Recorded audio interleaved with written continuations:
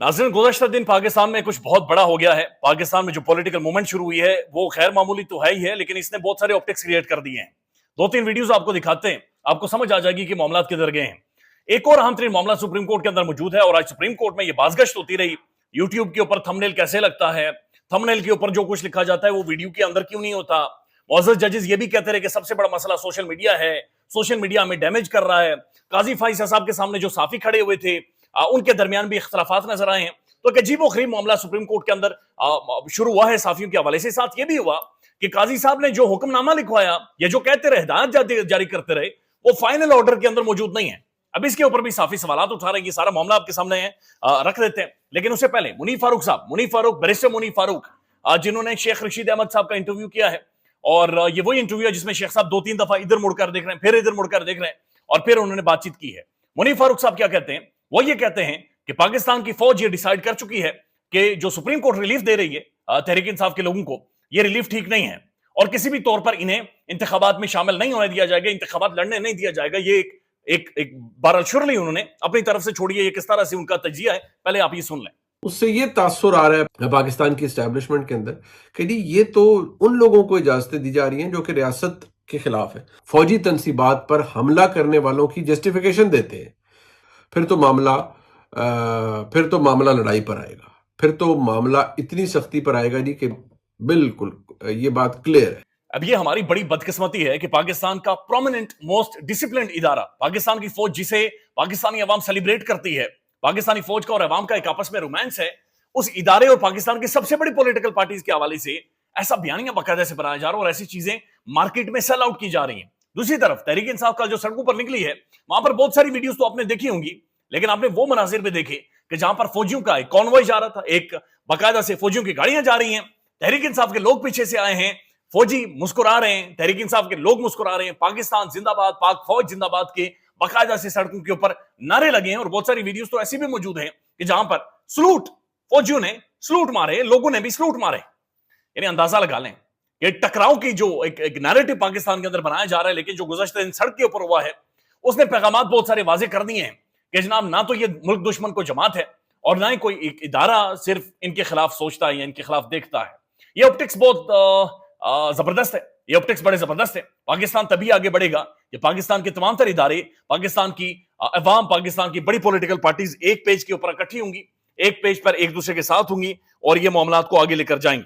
अब मामला 2-3 और भी हैं। एक तो कुछ ऐसी भी वीडियोस मंजर यहाँ पर आई हैं जहां पर सिविल कपड़ों में लोग हैं, आम कपड़े इन्होंने पहने हुए हैं, लेकिन ये झंडा बाकायदा से छीन रहे हैं। एक वीडियो ये भी देखें जहां पर उनके बच्चे गिर गए, लेकिन वो झंडा इतनी जोर से खींचने की कोशिश कर रहा है जैसे कोई जाती दुश्मनी है या कोई चीज उन्हें ट्रिगर कर रही है और वो झंडा खींचने की कोशिश कर रहे हैं। ऐसी और भी वीडियोस आई हैं सोशल मीडिया पर जहां पर बाकायदा से ऐसा महसूस हो रहा है कि फिल्म लगी हुई है, बॉलीवुड की फिल्म लगी हुई है, कि पुलिस पीछे आ रही है और तहरीक इंसाफ के लोग आगे भाग रहे हैं, मोटरसाइकिल पर वो लोग मौजूद हैं कि भाई इस गली के भी उस गली, यानी बिल्कुल निकल जाते हैं लोग। अब पुलिस के छापों को सेलिब्रेट कर रहे हैं। अब इस बात यहां पर यह भी समझना जरूरी है कि इससे पहले पुलिस को देखकर जो खौफ महसूस किया, जो पुलिस का रौब होता था, हथकड़ी का जो रौब होता था, वो खत्म कर दिया। इसी को मॉरल कोलैप्स बोलते हैं कि आपने जो इदारे का एक कंट्रोल था, इदारे का जो असर था, उस असर को ही आपने खत्म कर दिया, बल्कि इतना मुजाहिका खेज बना दिया है कि लोग मजाक कर रहे हैं, लोग ठट्ठे कर रहे हैं। यानी पुलिस की गाड़ी पीछे आ रही है, लोग भाग नहीं रहे, बल्कि एक गली से दूसरी गली से होते हुए निकल रहे हैं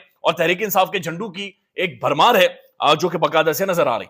अब ये मामला ऑब्वियसली साफियों के हवाले से, जर्नलिस्टों के हवाले से है। पहले कुछ मुअज़्ज़ज़ जजेस के आपको रिमार्क सुनाते हैं।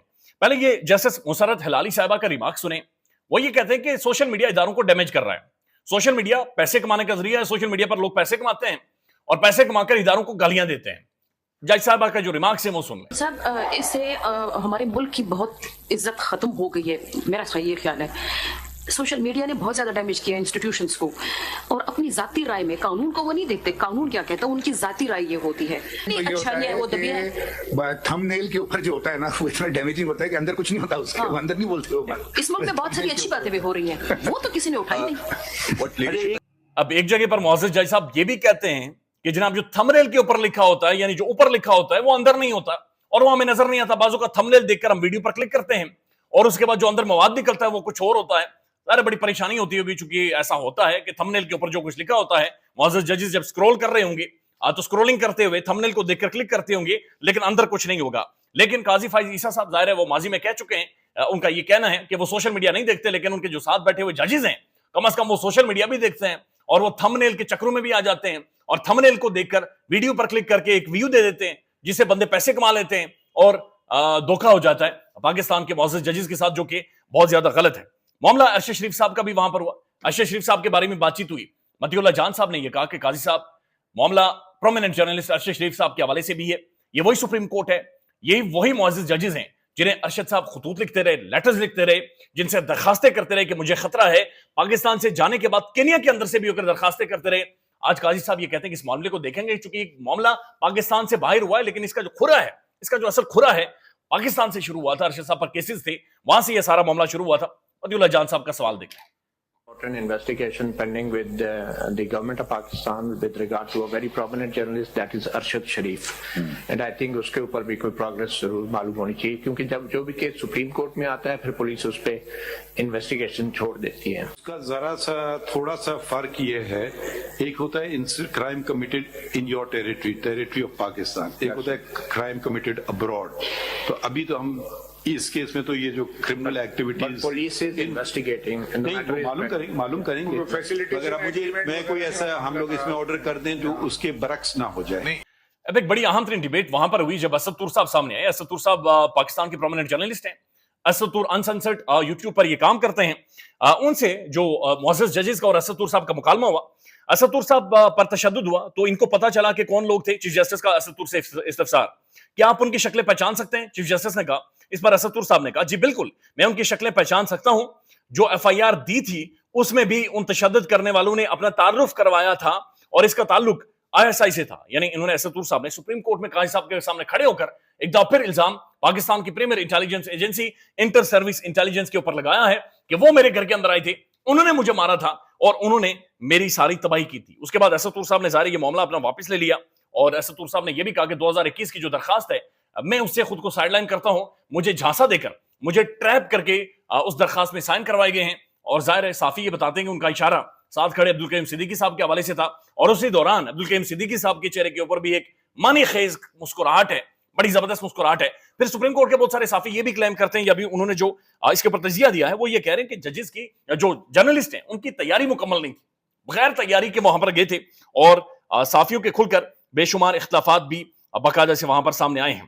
اب قاضی فائز صاحب نے زبانی کلامی تو یہ کہا کہ کسی صحافی کو اریسٹ نہ کریں، کسی صحافی کو ہیرس نہ کریں، کسی پر پرچہ آپ نے درج نہیں کرنا، لیکن اس انکوائری کو بہرحال انہوں نے روکا نہیں ہے، ان سارے معاملات کو انہوں نے روکا نہیں ہے۔ راجہ محسن اجاز صاحب لکھتے ہیں پہلے انہوں نے ایک گھنٹہ پہلے انہوں نے ٹویٹ کیا تھا کہ تنقید کی بنا پر صحافیوں کو جاری نوٹس فوری واپس لیے جائیں، چیف جسٹس کا حکم۔ اس کے تقریباً ایک گھنٹے بعد وہ ٹویٹ کرتے ہیں حکم نامے میں ایسا کچھ نہیں ہے، تمام صحافی نوٹس کے مطابق مقررہ وقت پر پیش ہوں۔ یعنی اس سے پہلے انہوں نے لاہور ہائی کورٹ کے جسٹس کے بارے میں بھی ریمارکس دیے تھے بہت سارے، لیکن جب حکم نامہ آیا تھا، فائنل آرڈر آیا تھا تو اس کے اندر بہت ساری چیزیں موجود نہیں تھی۔ آج بھی یہ محسن اجاز صاحب یہ کہتے ہیں کہ جو انہوں نے باتیں کی ہیں قاضی صاحب نے اور جو حکم دیا تھا وہ تو زبانی کلامی تو موجود ہے، لیکن جو فائنل آرڈر آیا ہے اس کے اندر ایسی کوئی بھی چیز نہیں، لہٰذا سب صحافی ایف آئی اے کے سامنے جا کر پیش ہوں۔ قاضی صاحب نے بہرحال یہ کہا کہ اس سارے معاملے کو دیکھیں گے اور 2021 میں جو سپریم کورٹ کے سامنے درخواستیں کی گئی تھی صحافیوں کے اوپر تشدد کے حوالے سے، اس معاملے کو بھی دیکھیں گے۔ تو قاضی صاحب پرانے مردے تو اکھاڑیں گے، لیکن آج ہونے والے مظالم، آج جس طرح سے صحافیوں کو بلایا جا رہا ہے، آج جس طرح سے ادارے ان کے اوپر تحقیقات کر رہے ہیں اور معاملات کو آگے لے کر جا رہے ہیں، اس پر لیٹس سی کہ قاضی صاحب کس طرف آتے ہیں۔ لیکن بہت سارے صحافیوں کا یہ کلیم ہے کہ قاضی صاحب آج بھی بیک فٹ کے اوپر رہے اور بیک فٹ کے اوپر جا کر انہوں نے صرف ایک بس ایک ٹنگ ٹپاؤ پالیسی ہوئی ہے، کوئی کنکریٹ اس سے نہیں نکلا۔ اس کے بعد ایک اور معاملہ ہے اور یہ سائفر کا معاملہ ہے۔ آج اگین سپریم جو اڈیالہ جیل ہے وہاں پر شاہ محمود قریشی اور خان صاحب غصے میں آئے ہیں، چونکہ ہوا یہ ہے کہ سائفر کیس کے سماعت کے دوران آج پھر شاہ محمود قریشی اور عمران خان کا شور شرابہ، وکلا صفائی کی عدم دستیابی پر عدالت نے ملزمان کو اسٹیٹ ڈیفنس کاؤنسل فراہم کیے ہیں۔ آج پھر خان صاحب کے وکلا موجود نہیں تھے اور اسٹیٹ ڈیفنس فراہم کیے گئے ہیں۔ اور یہ اب جو اسٹیٹ ڈیفنس ہے، یہ ایک تو ان کے بارے میں عمران خان صاحب کے وکلا یہ کلیم کرتے ہیں کہ یہ رضوان عباسی جو اسٹیٹ پروسیکیوٹر ہیں، اصل میں ان کے یہ اسسٹنٹ رہ چکے ہیں اور اب یہ خان کی طرف سے جرا کر رہے ہیں۔ اب جرا جس طرح سے یہ چلا رہے ہیں، جس طرح سے یہ جرا کر رہے ہیں، گزشتہ سماعت پر انہوں نے تقریباً 9 گواہان کی جرا کی تھی اور بتایا جا رہا ہے کہ جرا جو انہوں نے گواہی دی ہے اس کے اندر جو سکم رہ گیا، جو کمی پیشی رہ گئی ہے، یہ جرا کے دوران اسے پوری کروا رہے ہیں۔ تو خان صاحب اور شاہ محمود قریشی صاحب غصے میں آئے، سمجھ سے باہر ہے کہ عمران خان صاحب کے وکلا وہاں پر پہنچتے کیوں نہیں ہیں. اس سے پہلے ظاہر ہے ان کے کچھ وکلا کی سرجری بھی ہوئی تھی, میڈیکل کنڈیشن تھی, لیکن کچھ یہ بھی خبریں آ رہی ہیں کہ ان کے وکلا کو اندر جانے ہی نہیں دیا جاتا, باہر روک دیا جاتا ہے. پھر یہ بھی خبریں آ رہی ہیں کہ جناب معزز ججز جلدی کر جاتے ہیں, عدالت کا ٹائم ابھی ختم نہیں ہوا ہوتا لیکن اس سے پہلے وہ اٹھ کر چلے جاتے ہیں. معاملہ سنگین ہے, معاملہ بڑا سیریس ہے. لیٹس سی کس طرف جاتا ہے, آپ کو اپڈیٹ کریں گے. خیال رکھیے گا اپنا, اللہ حافظ.